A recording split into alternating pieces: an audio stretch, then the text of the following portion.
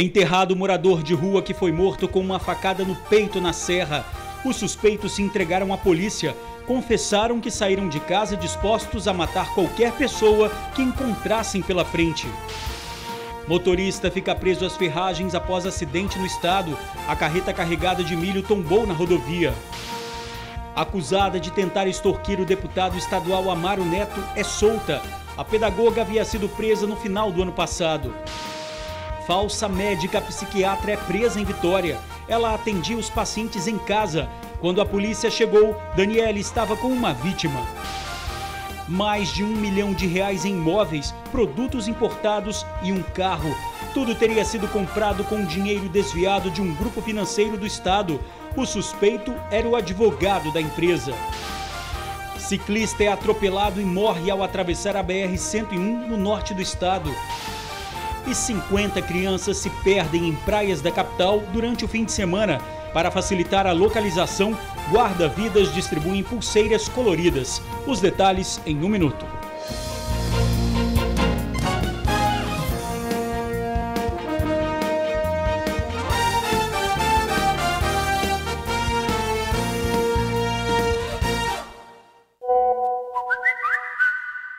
Olá, boa noite. Estão na cadeia os criminosos que mataram um morador de rua na Serra. A vítima foi atingida com uma facada no peito enquanto dormia. O jovem, que já havia passado no vestibular da UFES, decidiu morar na rua depois da morte do pai. O enterro foi hoje à tarde. Tristeza e emoção marcaram o velório de Fabiano Del Salles, de 34 anos. O morador em situação de rua foi covardemente assassinado na noite desta terça-feira, enquanto dormia na calçada no bairro Jardim Limoeiro, na Serra. A família ainda tenta entender o que poderia ter motivado o crime. Ele é um jovem tranquilo, sempre foi um jovem calmo, sem problema familiar nenhum, sem uso de droga, nada. É um fato lamentável, está doendo para a família, porque a gente não esperava. É uma morte trágica para a família. Segundo o irmão da vítima, Fabiano teria ficado muito abalado com a morte do pai há cerca de 10 anos e desde então optou por morar nas ruas. Ele vendia paçocas no sinal. Fabiano já havia sido aprovado em um concurso do Banestes e passou no vestibular da UFES para o curso de biblioteconomia. Após ele ter passado no vestibular e essa primeira fase, foi logo depois que meu pai faleceu. Aí ele já não quis continuar mais. Quase que todo dia, ou às vezes quando um dia semanalmente, a gente procurava ele pelas ruas, sempre monitorando onde que ele estava, sempre procurando saber se ele estava bem. Nesta quinta-feira, Josiano Barbosa da Silva, de 25 anos, e Celso Tomás da Silva, de 30, se apresentaram na Delegacia Regional da Serra e confessaram o crime. Segundo a polícia, Celso foi quem atingiu a vítima com uma facada, enquanto Josiano deu cobertura a toda a ação. Em depoimento, os 2 homens acusados alegaram que não tinham nenhuma motivação para matar Fabiano. Eles explicaram para o delegado responsável pelas investigações que no dia do crime saíram de casa com uma faca, decididos a matar a primeira pessoa que encontrassem na rua. Não demonstram arrependimento algum. Fizeram porque queriam, já estavam premeditados. O crime foi flagrado por câmeras de vídeo monitoramento da região. Nas imagens é possível perceber que os 2 homens se aproximam de Fabiano, que dormia na calçada. Celso profere um golpe fatal que atingiu o pulmão da vítima. Fabiano chega a se levantar, mas morre pouco tempo depois. Uma violência gratuita que demonstra a ausência de humanidade e amor ao próximo, principalmente por ele ser morador de rua. Indefeso, que não oferecia risco. Morreu porque estava dormindo. São covardes. Mataram um inocente e um indefeso. Celso Tomás da Silva e Josiano Barbosa da Silva foram encaminhados para o Centro de Detenção de Viana e vão responder pelo crime de homicídio qualificado por motivo fútil. A gente não tem raiva, a gente não tem mágoa, a gente perdoa, não sabe por quê, mas perdoa. E a gente só pensa mesmo em, agora dar um enterro digno a ele, entendeu? E seguir a vida. Falsa médica psiquiatra é presa em Vitória.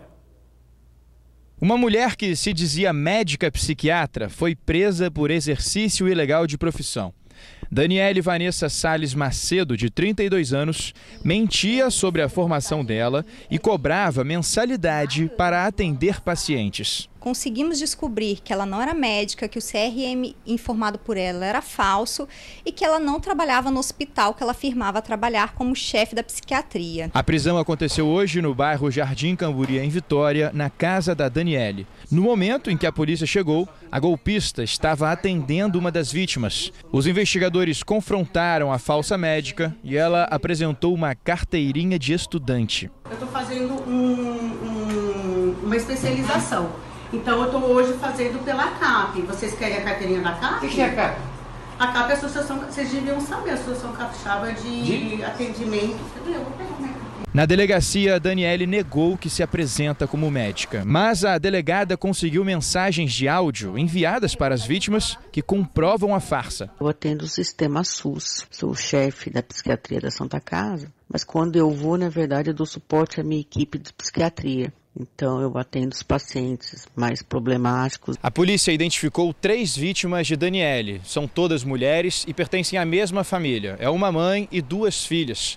E a denúncia partiu justamente de uma dessas filhas que desconfiou das atividades dessa estelionatária. O atendimento era pago em dinheiro. Daniele fez um contrato para acertar o valor de R$ 650 por mês. Além do crime de exercício irregular de profissão, Daniele vai ser autuada por falsidade ideológica e estelionato, que é o famoso 171.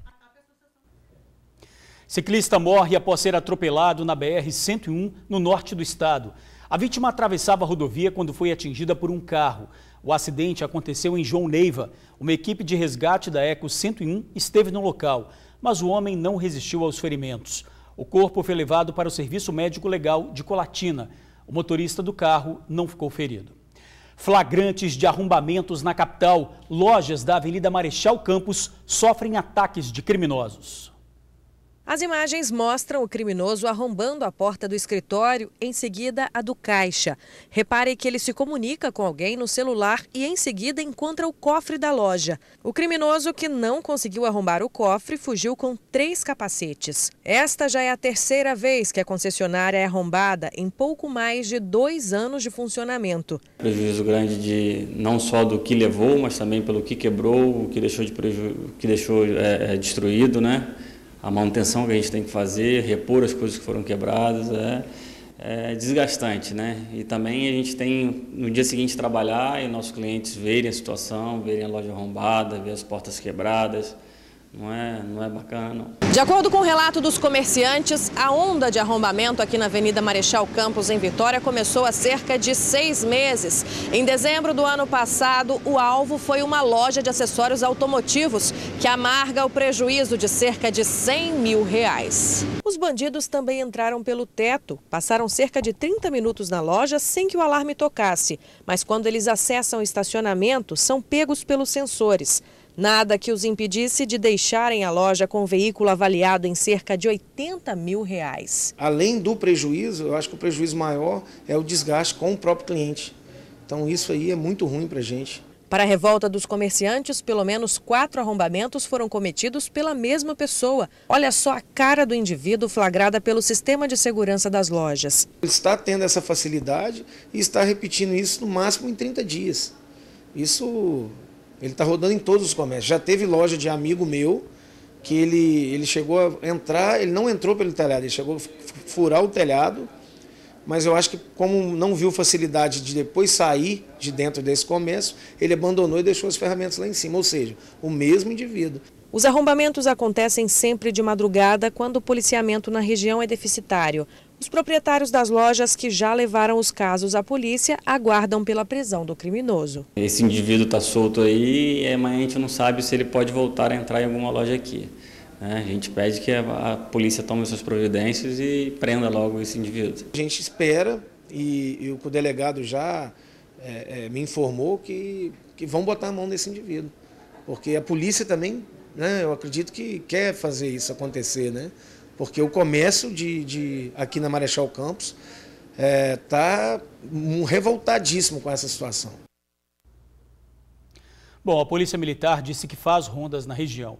Pede para que as vítimas acionem uma viatura para que as ações sejam planejadas no mapa do crime. Advogado e a namorada dele são investigados por desvio de dinheiro. O casal teria ficado com valores obtidos por um grupo financeiro em ações trabalhistas. O prejuízo estimado é de pelo menos R$2 milhões. A casa, localizada em um condomínio de luxo na Serra, avaliada em R$800 mil, era apenas parte do patrimônio do advogado trabalhista de um grande grupo financeiro. Ele é investigado pela polícia por se apropriar indevidamente de valores recebidos pelo grupo em ações trabalhistas. O advogado trabalhista recebia alvarás judiciais oriundos das reclamações trabalhistas e, em vez de repassar para o grupo, ele ficava com eles. O imóvel ele pagou em apenas 2 prestações de R$410 mil, sendo que o salário dele declarado era de uma ordem de R$8 mil mensais. O golpe foi descoberto em julho do ano passado, mas as investigações apontam que o advogado já desviava dinheiro da empresa desde 2016. Um prejuízo que chega aos R$2 milhões. Em julho de 2018 eles desligaram do grupo e até hoje eles estão conseguindo ver mais desfalques. A namorada do advogado também é investigada. A mulher de 30 anos é acusada de lavagem de dinheiro. Todos esses produtos de uma marca internacional de maquiagem, avaliados em R$200 mil, foram presos na casa dela na Serra. Para a polícia, ela alega ser consultora da marca. Este carro, avaliado em R$130 mil, também foi apreendido na operação. Pagou em pouquíssimas prestações, sabe? Um carro de R$130 mil, totalmente compatível com a renda declarada dela, que era de R$2 mil. Houve a quebra de sigilo fiscal por parte do Dr. Romualdo e com base nela, o Laboratório de Tecnologia contra a Lavagem de Dinheiro do NUROC, ele, com base nos dados, analisou a movimentação toda financeira dos investigados e com ela concluímos que houve um enriquecimento ilícito muito vultuoso para um advogado que percebia aproximadamente R$8 mil.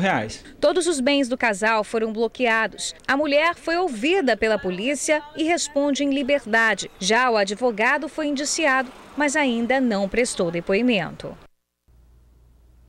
A mulher acusada de tentar extorquir o deputado estadual Amaro Neto deixou a prisão. Keila Bonde Ferreira, de 36 anos, teve a prisão preventiva revogada pela Justiça. Ela deixou o centro prisional de Cariacica e não pode sair do município sem autorização do juiz. Keila Bonde é acusada de tentar extorquir R$500 mil do deputado por causa de um vídeo íntimo.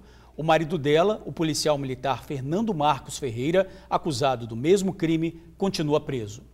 A polêmica do decreto do presidente que libera a posse de armas. Veja na reportagem de Luciano Rosetti. É inevitável.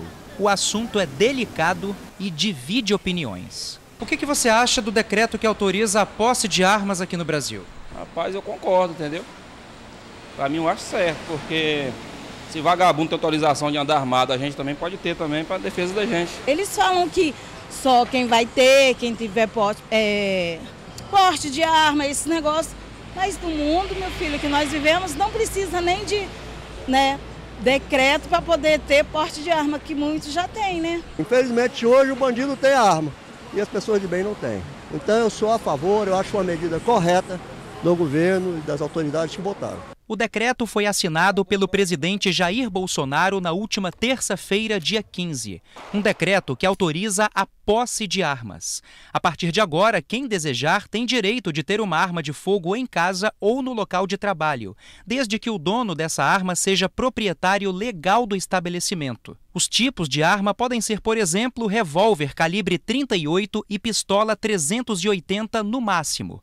Armamentos de grosso calibre ou calibres de uso restrito não estão autorizados. Lembrando que o decreto autoriza a posse de armas e não o porte de armas.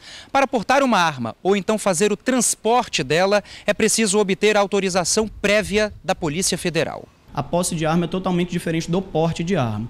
Tendo a posse de arma, a pessoa tem o direito de possuir consigo na sua residência ou no seu local de trabalho, ou seja, em locais fixos, possuir essa arma consigo, desde que guardada em um local seguro. Já o porte de arma, ele é uma autorização de transporte da arma, ou seja, da pessoa se locomover possuindo a arma consigo, ou seja, de sair da sua casa para o seu trabalho possuindo essa arma ou de levar a arma para de um local para o outro. de modo que o porte de arma e nada foi alterado. Os requisitos são muito mais restritivos do que a autorização para posse de arma, que foram sim flexibilizados pelo presidente da República. Outra questão levantada é a respeito da violência contra a mulher ou até coisa mais grave, como feminicídio.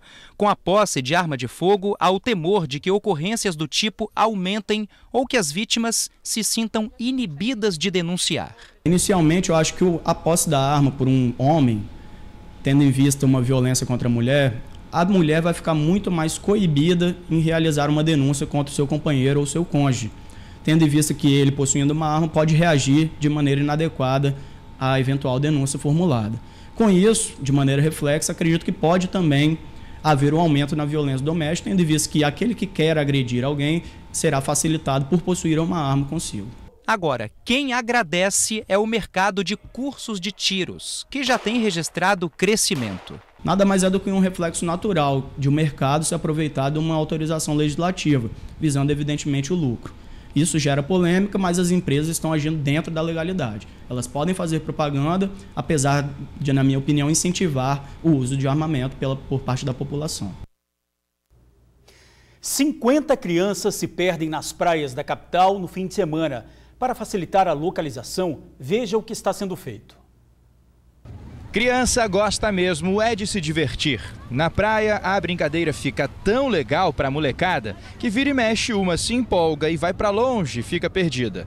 Pensando em evitar essas situações de desespero dos pais e das crianças, a Prefeitura de Vitória entrega pulseiras de identificação nas praias. Toda vez que o pai e a mãe chegar numa praia em Vitória, ele procura um guarda-vidas. O guarda-vidas ele vai ter uma pulseirinha de alguma cor. E a cor da pulseira é a cor da bandeirola do posto desse guarda-vida. Caso essa criança venha se perder, as pessoas na praia vão saber que aquela criança, aquela pulseira é relativa àquele posto e vai levar essa criança até aquele posto onde está aquele guarda-vida e onde deverá estar o responsável. Existem 14 pontos como este ao longo de toda a orla da capital. Nesta parte da praia da Curva da Jurema, a cor é amarelo. A Marli é turista, veio de Minas Gerais passar férias no estado. Ela já se informou sobre as pulseiras e gostou bastante da ideia. Pra gente que é mãe é maravilhoso, porque se caso acontece, igual ele falou, que se perder, aí eles têm controle. Neste verão, a Prefeitura tem registrado cerca de 50 crianças perdidas por final de semana nas praias de Vitória. O secretário de Segurança do município lembra que as pulseiras vêm para ajudar, mas a responsabilidade é dos pais. Sempre alertando que o principal é a preocupação do responsável, não tirar o olho das crianças, principalmente porque há o risco de se perder, mas há um risco mais grave, que é o de afogamento. E a seguir, carreta carregada de milho tomba no norte do estado. A gente já volta. Motorista fica ferido após acidente no norte do estado. A carreta carregada de milho tombou na rodovia ES 137 em São Domingos do Norte. O motorista ficou preso às ferragens. Ele precisou ser resgatado por uma equipe dos bombeiros e foi levado para um hospital da região. A rodovia ficou interditada durante o resgate, mas o trânsito já está liberado no trecho. E a gente fica por aqui. Para você, uma boa noite e até amanhã.